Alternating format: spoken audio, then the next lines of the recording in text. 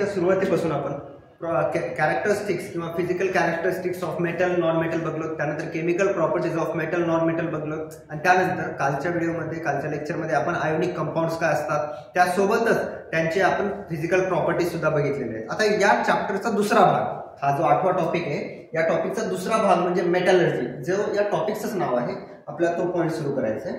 बघा मेटलर्जी म्हणजे काय असणार आहे? इट इज द सायन्स और the technology.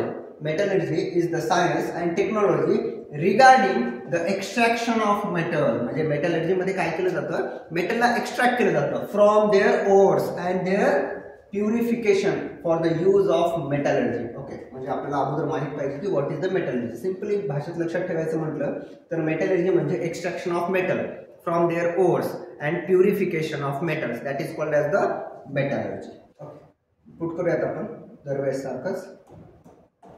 That is metallurgy. It is a science and technology. The science and technology regarding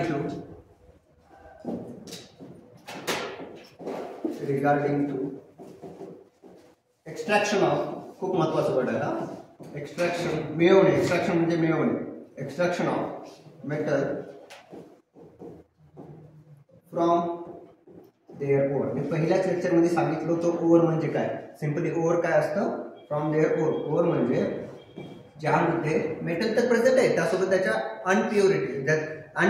impurities म्हणून आपण ते सुद्धा त्याच्यामध्ये असतात. इम्प्युरिटीज बाजूला काढणं आणि त्याच्यामधून आपल्याला काय मिळवायचं? मेटल मिळवायचं. दॅट सायन्स और that technology is non as the metallurgy. आणि याच्यामध्ये बघा लक्ष द्या, याच्यामध्ये प्युरिफिकेशन असणार आहे. म्हणजे सिंपली हा काय होता?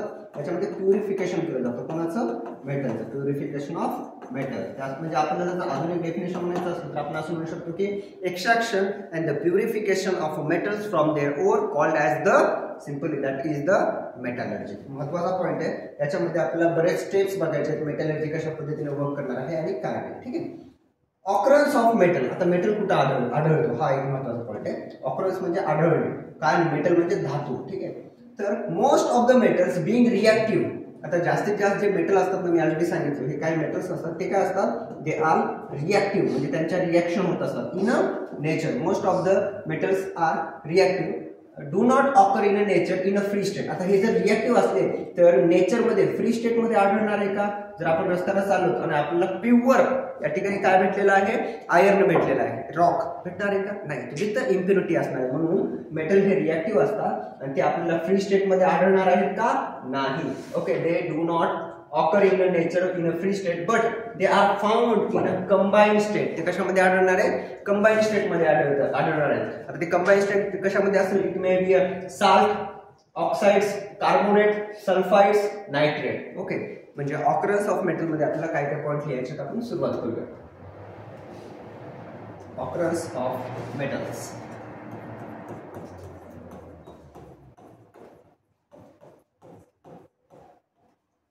त्यातला पहिला पॉईंट मी प्रत्येक वाक्य दोनदा सांगतो म्हणून सोपं आहे इझी लक्षात ठेवण्यासाठी. Metals are reactive in nature. Due to this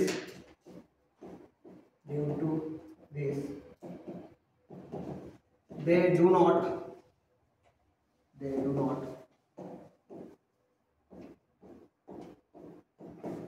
in a free state. ते फ्री स्टेट मध्ये आपल्याला आढळत आहेत का? नाही. They are found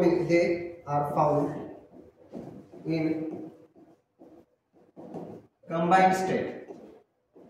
combine state मध्ये आढळतात. Combine state like salt. कशा पद्धतीने? साल्ट्स. त्यासोबत ऑक्साइड्स, त्यासोबत सल्फाइड्स. ओके, अँड एक्सेट्रा आपण बोलू शकतो. अशा वेगवेगळ्या कंबाईन फॉर्म मध्ये आपल्याला मेटल आढळणार आहेत. फ्री स्टेट मध्ये आढळतील का?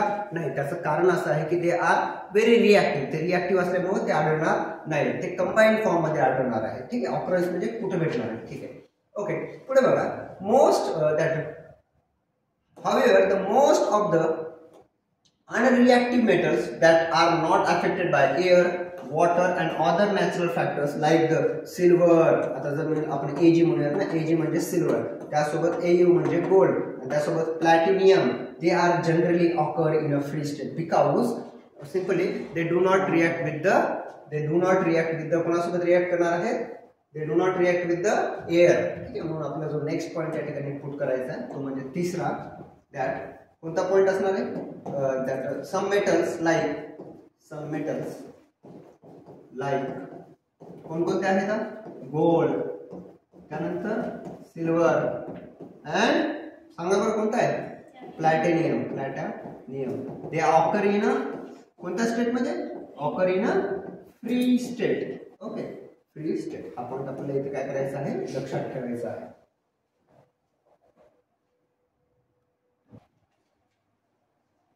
आता या ठिकाणी बघा, आता काही कंपाऊंड्स आहेत. आता तुम्हाला एवढं तर समजलंय काही मेटल्स आहेत जस्ट लाईक द त्याच्यामध्ये आपण म्हणूयात गोल्ड आहे, सिल्वर आहे, प्लॅटिनियम आहे, ते एन्व्हायरमेंटमध्ये they do not react with. Okay, simply they are noble metal असल्यासारखे असतात. ओके, पण आता नेक्स्ट पॉईंट आपल्याला बघायचं, काही कंपाऊंडचे मेटल असतात, they are occur with the impurities, म्हणजे simply compound of a metal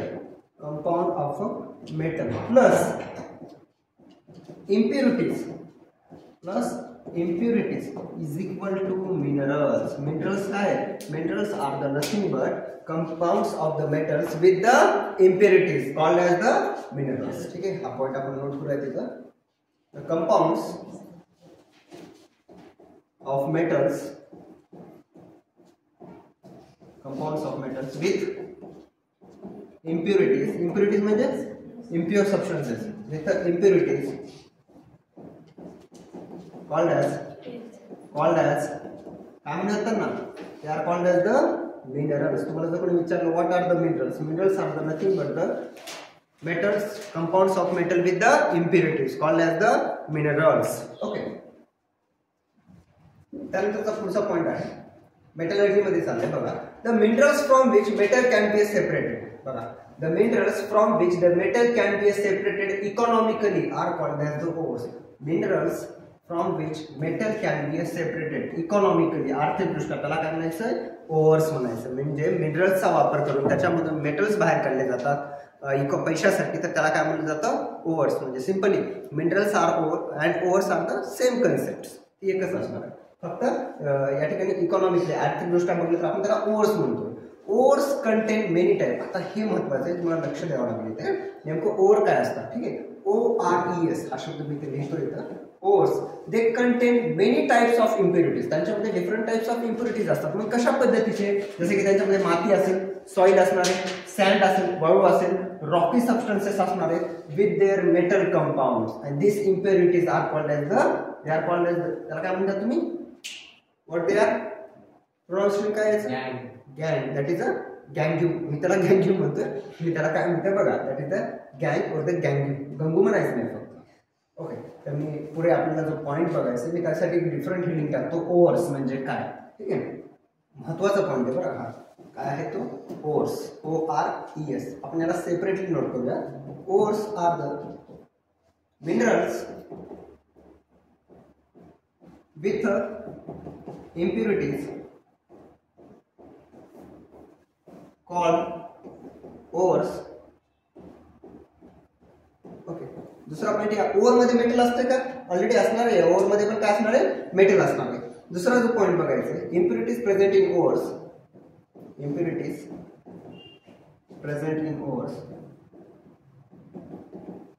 R माती असू शकते, सॉइल, सँड असू शकते, किंवा रॉकी सबस्टन्सेस असू शकतात, Rocky substances, but along with the metal compound substances, along with त्यासोबत, अलॉंग विथ कोणत्या कशासोबत, दॅट मेटल कंपाऊंड. ओके, आणि जे या ठिकाणी इम्प्युरिटीज आहेत ना, द इम्प्युरिटीज प्रेझेंट इन कोणामधले, impurities present in the ore they are called as the gauge, or त्याला गँग्यू आपण म्हणू शकतो. the impurities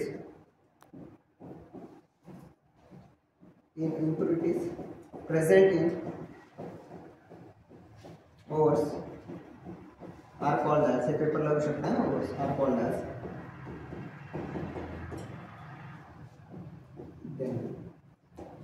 काय GANGUE हा पॉईंट लक्षात ठेवा. ठीक आहे. म्हणजे आपण काय काय बघल्या, सर्वप्रथम मेटल काय, त्याच्यानंतर ओव्हर्स काय असतात, मिनरल्स काय असतात, इम्प्युरिटीज काय आहेत, आणि त्या इम्प्युरिटीज जे ओव्हर मध्ये प्रेझेंट असतात त्यांना आपण काय म्हणलो, गॅंग्यू.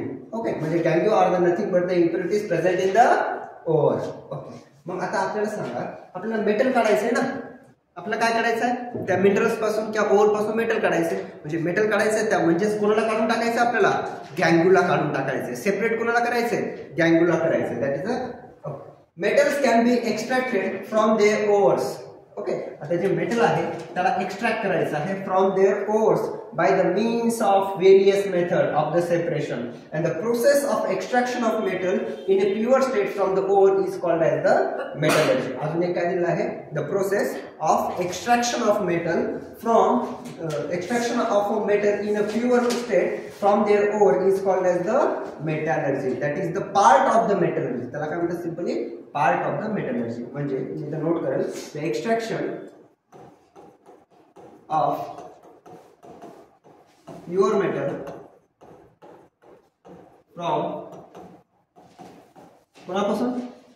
from their ore in a pure state called as part of metallurgy. Called as part of metallurgy. तो एक मेटलर्जीचा काय आहे, पार्ट आहे. तुम्हाला इथे लक्षात ठेवायचं. म्हणजे metallurgy are the nothing but the extraction of the metal from their ores. मी परत सांगतो, एक मार्कासाठी का होईना तुम्हाला मेटलर्जी ही डेफिनेशन विचारली जाईल, लक्षात ठेवायचं. ठीक आहे. पुढचा पॉईंट बघूयात आपण.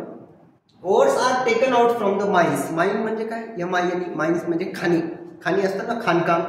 आपल्याला जे कोळसा भेटतो ते खाणीमधून भेटतोय, ते आपल्याला म्हणायचं mines. Okay, ores can taken out from the mines. आणि बघा, आपण जर ओर्स काढल्या माइन्स पासून, त्याच्यासोबत काय आलं, that gangue is usually separated from the ore at the site itself by the various method, and then the ores are carried out to the place where metal are produced.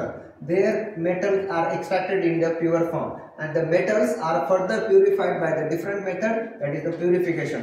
The entire process is called as the metallurgy. आपण थोडक्यामध्ये बघूयात. आपण बघा, ही एक mine आहे. ही काय, mine. Mine मधून आपल्याला काय भेटलेलं आहे, ओर भेटलेला आहे. माइन मधून आपल्याला काय भेटला, ओर. ओर सोबत काय होत्या, इम्प्युरिटीज होत्या. त्या इम्प्युरिटीजला आपण काय म्हणतो, they are called as the gangue. Okay, ह्या गॅंग्यूला आहे ना, याच ठिकाणी काय केलं जातं, सेपरेट केलं जातं. कोणत्या ठिकाणी, ऍट द साइट. मग जो ओर आहे याच्यापासून आपल्याला काय भेटलं, आता ओर पासून काय भेटलं, आपल्याला मिनरल भेटला. ओके, आणि त्या मिनरलला घेऊन जाणार कुठं, इंडस्ट्रीमध्ये. आणि इंडस्ट्रीमध्ये गेलं की त्याच्यापासून काय तयार करणार आहेत, काय एक्स्ट्रॅक्ट करणार आहेत, एक्स्ट्रॅक्ट मेटल. ओके, आता एक्स्ट्रॅक्ट मेटल केलं मग त्याला काय करणार आहेत, प्युअर स्टेट मध्ये कन्वर्ट करणार आहेत. आणि दॅट इज द ऑल. हे जे सगळं चाललंय ना, याला म्हणायचं मेटॅलर्जी. हे ऑल काय आहे, मेटॅलर्जी. समजलं. म्हणजे आपल्याला अल्टिमेटली या माइन मधून जो ओर भेटतोय त्यातल्या इम्प्युरिटीज गॅंग्यू आहेत ते सेपरेट केले जातात. त्या माइन पाशीच सेपरेट मेथड आहेत ते आपल्याला बघायचं आहे. त्याच्यानंतर मिनरल भेटला जातो, मिनरलला इंडस्ट्रीमध्ये नेलं जातं, इंडस्ट्रीमध्ये त्याच्यातून मेटल काढलं जातं, त्याला काय केलं जातं, प्युअर. आणि त्याच्यानंतर याचा काय केलं जातो, युजेस. खायचं नाही आहे, याचा वापर केला जातो. काही पोलाद असते ना, स्टील तयार करणं, युटेन्सिल्स तयार करणं, किंवा मोठ्या मोठ्या गाडीचे पार्ट तयार करणं, जे काय आहे ते इथं केलं जातं. ठीक आहे. That is the nothing but the metallurgy, the process of extraction and the purification of metal, that is the metallurgy. मग आता आपल्याला पुढे बघायचं आहे बेसिक प्रिन्सिपल ऑफ मेटलर्जी. आता मेटलर्जी काय बेसिक प्रिन्सिपल आहे त्यातलं बघूया. Pure metal. आपल्याला अल्टिमेटली गोल काय आहे मेटलर्जीचा, आपल्याला काय मिळवायचंय, प्युअर मेटल मिळवायचं. That pure metal is obtain from the ore by the following steps. आता आपल्याला एक स्टेप बघायची. त्यातली पहिली जी स्टेप आहे that is the concentration of ores. पहिली स्टेप कोणती आहे, कॉन्सन्ट्रेशन ऑफ ओर्स. बघूयात आपण याच्यामध्ये काय काय दिलेलं आहे. ठीक आहे. The process of separating gangue. आता आपल्याला काय सेपरेट करायचं आहे, गॅंग्यू फ्रॉम कोणापासून, ore. That is called as the concentration of ores. खूप इझी आहे. What is the concentration of ores, the separation of gangue from their ores called as the concentration of ores. Note करतो या ठिकाणी. Okay, basic principles of metallurgy. Next point आपला जो आहे तो म्हणजे बेसिक प्रिन्सिपल्स ऑफ मेटलर्जी. मतलब पहिलं प्रिन्सिपल कोणतं आहे? कॉन्सन्ट्रेशन ऑफ काय? Concentration of ores. म्हणजेच काय आता बघा एक्स्ट्रॅक्शन काय किंवा सेपरेशन ऑफ गॅंग्यू फ्रॉम कोणापासून? Gangue from their ores called as concentration of force. खूप इझी आहे. Concentration of force. Concentration of force म्हणजे तुम्हाला काय सेपरेट करायचं आहे? गॅंग्यू सेपरेट करायचं आहे. कोणापासून? ओर्स पासून. आता तुम्हाला आलं पाहिजे सर ओर्स काय आहेत मला माहित आहे. ओके, त्याच्यानंतर गॅंग्यू काय आहेत मला माहित पाहिजे, मी ऑलरेडी सांगितलेलं आहे. ठीक आहे, पुढे बघा. In this process, the concentration of the compound of the desired metal is increases. म्हणजे या ठिकाणी कॉन्सन्ट्रेशन कोणाचं असणार आहे? जे आपल्याला मेटल मिळवायचे ना त्याचं काय करायचं आहे? डिझायर्ड मेटलचं कॉन्सन्ट्रेशन वाढणार आहे. ओके, आणि various ways are used this purpose. आता हे जे काम करणार आहोत ना आपण कॉन्सन्ट्रेशन ऑफ फोर्स करणार आहोत, ठीक आहे, याच्यासाठी डिफरंट काय there are various ways, types आहेत, वेज आहेत, प्रकार आहेत. However, exact way to be used depends upon the physical properties of metal present in the ores. Okay, simply हे कशावर ठरणार आहे? आता कोणता मेटल आहे त्याचा फिजिकल प्रॉपर्टीवर काय करणार आहे या ठिकाणी ते ठरणार आहे. Okay, metal present in the ores and the gangue and it also depends upon the reactivity of metal. बघा मी एक पॉइंट प्रूव्ह करेल. The exact way to be used depends upon the physical properties of the metal present in the ores and the gangue. एक दूसरा, it depends upon the reactivity of the metal and the facilities available for the purification of the. एक म्हणजे पहिला कोणता आहे? Physical property. दुसरा कोणता आहे? रिएक्टिव्हिटी.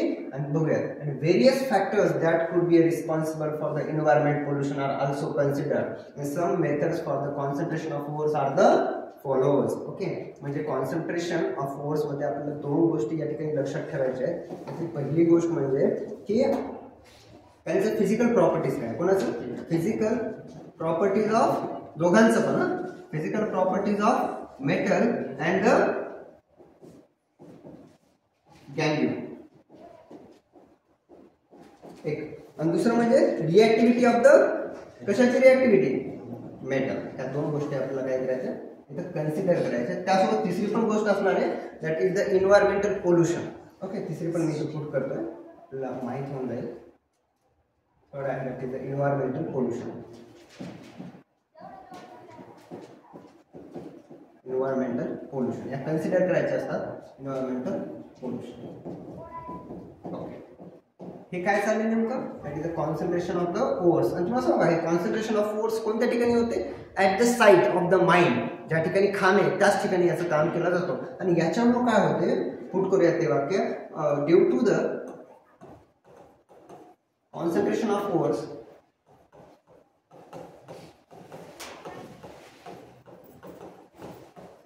डिझायर्ड मेटल, किंवा आपल्याला म्हणूया डिझायर्ड मेटल याला काय केलं जातं? इन्क्रीज केलं जातं.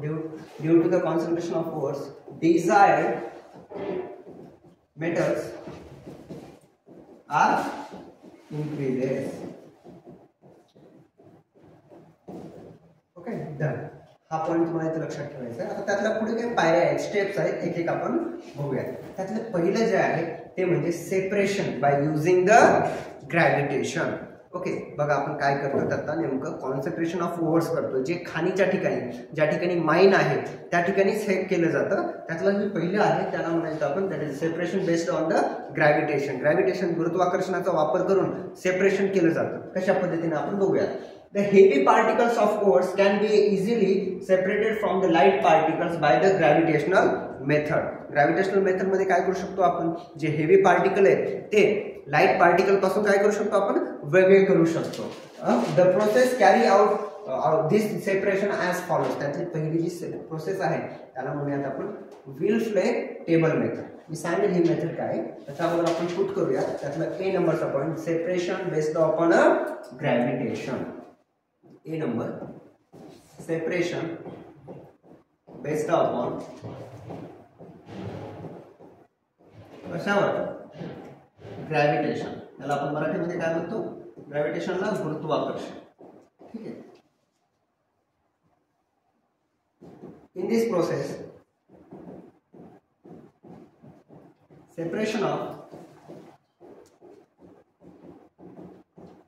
heavy particles, heavy म्हणजे जड, heavy particles from light particles, light म्हणजे हलका, light particles. Okay, in this process the separation of heavy particles from the light particles occurs by gravitation. ग्रॅव्हिटेशनचा वापर करून त्यांना काय केलं जातं, सेपरेट केलं जातं. आणि त्यामधली जी प्रोसेस आहे, एक एक्झाम्पल म्हणून आपल्याला दिले, that is non as a will-flat method. ते कोणती मेथड आहे, विल-फ्लेट टेबल मेथड. कोणती आहे, विल-फ्लेट टेबल मेथड. मी याला व्यवस्थित बघा, ही डायग्राम आपल्याला पुढे सांगणार आहे कशा पद्धतीने. अगोदर बघूया त्या ठिकाणी, अगोदर रीड करून घेऊयात आपण, त्यानंतर याचे पॉईंट्स नोट करूयात. बघा, विल-फ्लेट टेबल मेथड मध्ये काय असणार आहे, नावानुसारचा Wilfley table method, table type मध्ये असणार आहे. In this method, separation, the will-flat table is made by the fixing narrow, thin wooden riffles on the inclined plane. म्हणजे तुम्ही डायग्राम मध्ये बघल्या, ठीक आहे. डायग्राम मध्ये तुम्हाला इथे काय दिसते, असे काहीतरी नॅरो म्हणजे एकदम लहान लहान, इथे काहीतरी टेबल टाइप काहीतरी लावल्यासारखं दिसते तुम्हाला, ठीक आहे. will-flat table is made by fixing the narrow, thin wooden riffles on the inclined, okay, उतरतीला लावल्यासारखं दिसते, inclined surface. Okay, the table is kept vibrating continuously. आता हा जो टेबल आहे ना खालचा, हा व्हायब्रेटिंग टेबल आहे, व्हायब्रेट होत राहतो हमेशा, ठीक आहे. Vibrating continuously and powered, that is powered म्हणजे आपण ते टाकलो, powered ore obtain from the lumps of ore using the ball mills is poured on the table and the steam म्हणजे पाण्याची वाफ is also released from the upper side पासून. इथे जर तुम्ही बघला ना, इथे जर बघला तर अप्पर साइड पासून काय होणार आहे, पाणी, त्यासोबत पाण्याची वाफ त्या ठिकाणी रिलीज होणार आहे, ठीक आहे. As a result the lighter गँग्यू, as a result the lighter म्हणजे हलका, जो इम्प्युरिटी आहे, गँग्यू म्हणजे impurity, particles are carried away along with the flowing water, and while the heavier particles in which proportion of minerals is the more and proportion of gangue is the less are blocked by the wooden riffles. Okay, त्या ठिकाणी काय केले जातील, block केले जातील, is less, they are blocked by wooden riffles and get collected on the slits between them. Okay, आता इथून बघा तुम्ही, ही जर डायग्राम तुम्ही नीट बघा, या डायग्राम मध्येच आपल्याला समजून जाईल. या ठिकाणी बघा, या ठिकाणी आपण वरून ओतत आहोत, ओर टाकलं ना, ओर म्हणजे काय असणार आहे, मिनरल्स प्लस इम्प्युरिटीज, ठीक आहे. गँग्यू पण त्यांच्यामध्ये प्रेझेंट आहे, त्यासोबत इथं पाणी आहे, तिथून टाकले आपण. आता ज्यांच्यामध्ये जास्त हेवी असतात, हेवी कोण असणार आहे, हेवी ज्याच्यामध्ये कोण जास्त आहे, मेटल जास्त आहे. ओके, लाईट कोण असणार आहे, ज्याच्यामध्ये मेटल कमी आहे. ओके, इम्प्युरिटी जास्त आहे, असे घटक. मग इथून आपण पाणी पण टाकलं. मग आता हे काय होणार आहे, ओले होणार आहेत. ओके, ओले म्हणजे त्यांचं वेट अजून जास्त वाढणार आहे, त्यासोबत पाण्याची वाफ पण आहे, दोन्ही पण. मग इथून जेव्हा आपण टाकशाल तेव्हा जे हलका आहे ते स्ट्रेटली खाली जाणार आहे, आणि जे बाकी जड आहे ते या स्लिटमधून या दुसऱ्या स्लिटमध्ये जमा होणार आहे. म्हणजे आता ही त्या ठिकाणची जी स्लिट दिसते तुम्हाला, या ठिकाणी काय जमा झालेलं आहे, there is a concentration of ore. आणि जे व्हायब्रेटिंग टेबल आहे, बरोबर व्हायब्रेट होत आले, त्याच्यामध्ये काय जमा झालेलं आहे, गँग्यू म्हणजे इम्प्युरिटीज. ओके, बरं, या ठिकाणी कशाचा वापर, इथं कुठे इलेक्ट्रिक करंट काय लावलंय का, नाहीये. इथं फक्त उतरती म्हणजे इन्क्लाइन टेबलचा वापर केलाय, म्हणजेच कशाचा वापर केला, ग्रॅव्हिटेशनचा वापर केलेला आहे. आणि अशा पद्धतीनं काय त्या ठिकाणी मेथड आहे, ही विल-फ्लेट टेबल मेथड. तुम्हाला ही एक्सप्लेन पण करता आली पाहिजे की काय असणार आहे विल-फ्लेट टेबल मेथड. त्याच्यामध्ये काय असणार आहे, रिफल्स प्रेझेंट असतात, they are situated above to the table, incline table. Okay, त्यासोबत त्या ठिकाणी वॉटरचा पण सप्लाय केला जातो, आणि हेवी आणि लाईट पार्टिकल्स काय केले जातात, सेपरेट केले जातात from each other. Heavy particles मध्ये कोण प्रेझेंट असते, मिनरल्स प्रेझेंट असतात, मिनरल्स म्हणण्यापेक्षा मेटल प्रेझेंट असतात. They collected in a side slit and the lighter particle they are collected by the vibrating table. Okay, that is the nothing but the will-flat table method. ठीक आहे, काय doubt आहे? वाटलंच आपण याचे एक एक पॉईंट नोट करूया. That is will Phule table method. पहिला पॉईंट याच्यामधला ए नंबरचा पॉईंट, ए म्हणण्यापेक्षा 1 म्हणूया. Will Phule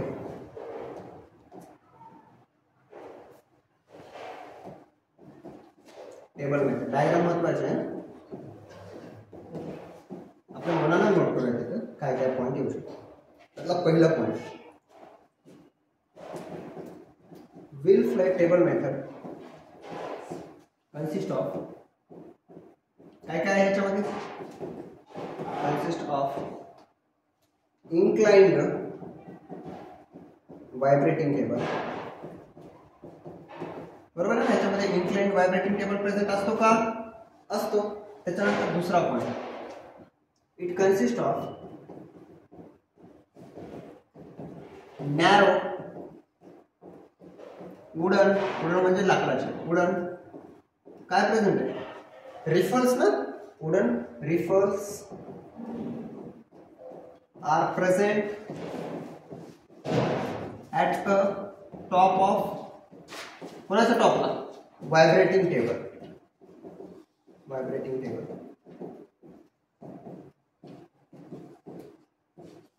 These riffles are supplied by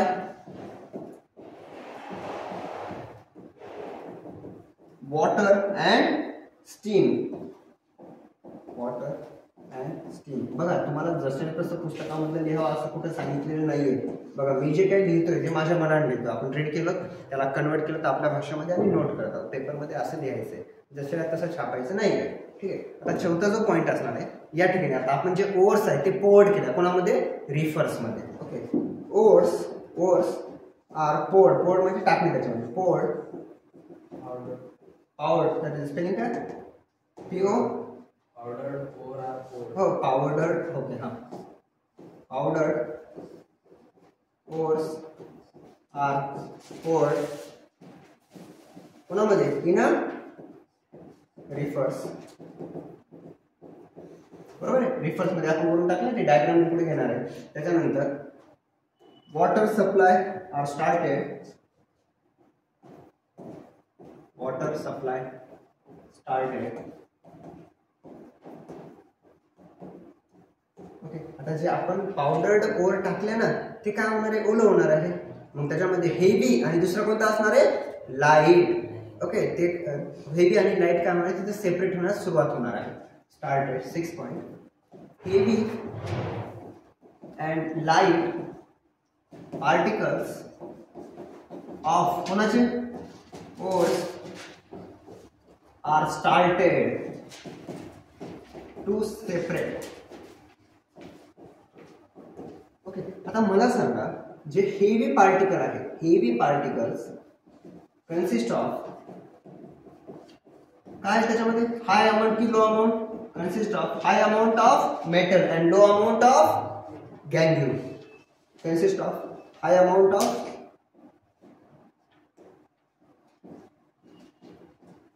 metal and low amount of gangue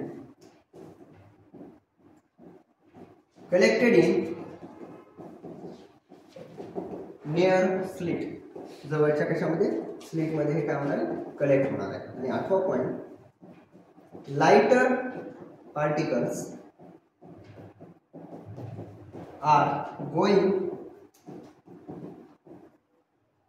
through कोणामधून जातात? Vibrating table and vibrating table मधून ते काय होणार आहे? पुढे जाणार आहे. Vibrating table and they are collected at the down part of the vibrating table and they are connected. आपण ते काय होणार आहे? कलेक्ट होणार आहे. ओके, आता मला सांगा, आपण जो पॉइंट बघत आहोत तो म्हणजे कॉन्सन्ट्रेशन ऑफ फोर्स.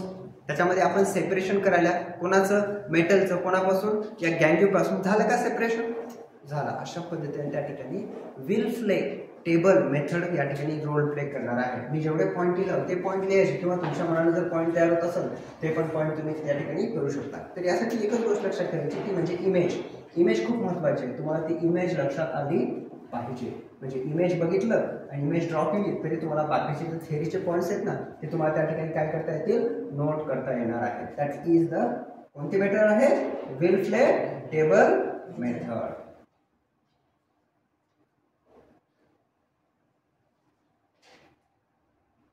अजून एक मेथड आहे, ती मेथड म्हणजे दॅट इज द पाण्याविषयीच आहे, ती पाण्यापासून, that is the hydraulic separation method. म्हणजे हायड्रॉलिक म्हणजे पाणी simple. Hydraulic separation method is based upon the working of a mill. There is a काय म्हणते tapering vessel similar to that used in the grinding machine. It opens in a tank like container. That is the tappering on the lower side. The tank has an outlet for the water on upper side and a water inlet on the lower side. तुम्ही जर याला बघलं व्यवस्थितपणे हे आहे hydraulic separation method. Simply okay. काय काय केलं आपल्याला, इथं दोन एंड आहेत. टॅपरिंग म्हणजे नेमळूचा झालेला भाग सगळ्यात खाली आहे. ओके. याला इनलेट आहे, आउटलेट आहे आणि याच्यामध्ये काय भरून आहे, दॅट इज द ओव्हरचं सस्पेन्शन आहे आणि इथून पाण्याचा सप्लाय केलेला आहे. आता मला एक तुम्ही गोष्ट सांगायची, जे गँग्यू असतात किंवा इम्प्युरिटीज असतात ते वजनानं हलके असतील की जड असतील, हलके, मग ते पाण्याच्या वर तरंगतील ना. म्हणून आता या ठिकाणी हायड्रॉलिक सेपरेशन मेथडमध्ये काय केलेलं आहे, वॉटरचा सप्लाय असा खालून दिलेला आहे. ठीक आहे. पाणी आहे, ओव्हरचं सस्पेन्शन इथे टाकले, पावडर्ड ओव्हर आहे. ज्यांचं वेट जास्त आहे ते कुठे जमा होतील, खाली, आणि जे हलके आहेत ओके जे इम्प्युरिटीज आहेत ते कुठे जमा होतील, वर, आणि हे काय होतील इथून सेपरेट होते. आणि अशा पद्धतीने या ठिकाणी हायड्रॉलिक सेपरेशन काम करतं. अलग लक्षात. म्हणजे वॉटरचं सप्लाय आपण डाऊन साईडने दिलं, या ठिकाणी सगळ्यात महत्त्वाचं आहे. बरं इथे ग्रॅव्हिटेशन काम करायला ज्याचं वजन जास्त आहे तो खाली येतोय, ज्यांचं वजन कमी आहे ते वरच तरंगते. वरच्यावर एक आउटलेट दिलेला आहे आणि त्या आउटलेटमधून काय बाहेर पडतोय, गँग्यू बाहेर पडतोय, म्हणजे इम्प्युरिटीज बाहेर पडतोय. आणि इथं जे जमा झाले that is non as the concentration of over. ठीक आहे. हा पॉईंट आपण जस्ट रीड करूया, त्याचे नोट्स तुम्हाला तयार करायचे आहेत फक्त एवढ्या एका पॉईंटचे. काय आहे बघा लक्षात. Hydraulic separation method. The hydraulic separation method is based on the working of a mill. पहिलाच पॉईंट काय, that based upon the working of a mill. There is the tapering vessel. Tapering म्हणजे काय, ज्याच्यामध्ये असे वेसल असं ज्यांच्यामधला जो end आहे तो कसा झालेला आहे, निमुळता झालेला आहे, असा टॅपरिंग झालेला आहे. ओके.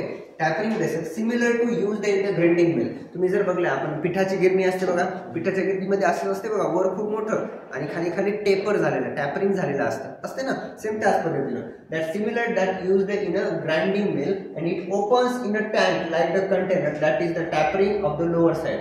खाली पण एक ओपनिंग आहे, वर तर डायरेक्ट आपण मिक्स कराल, इथं पण एक ओपनिंग आहे. The tank has the outlet for what, the upper side and the water inlet on a lower side. पाण्यासाठी खाली आहे आणि कॉन्सन्ट्रेशन पावडर ओव्हर टाकण्यासाठी वरून आहे आणि गँग्यूला बाहेर पडण्यासाठी एका साईडला आउटलेट दिलेला आहे. ओके. त्यानंतरचा point, finally that ground over is released in the tank. आता ग्राउंड ओव्हर कशामध्ये रिलीज केलेला आहे, टँक मध्ये. इथून आपण ते ओव्हर याच्यामध्ये टाकलं. ठीक आहे. A forceful gel of water is introduced in the tank from the lower side. खालून forcefully आपण water टाकलं.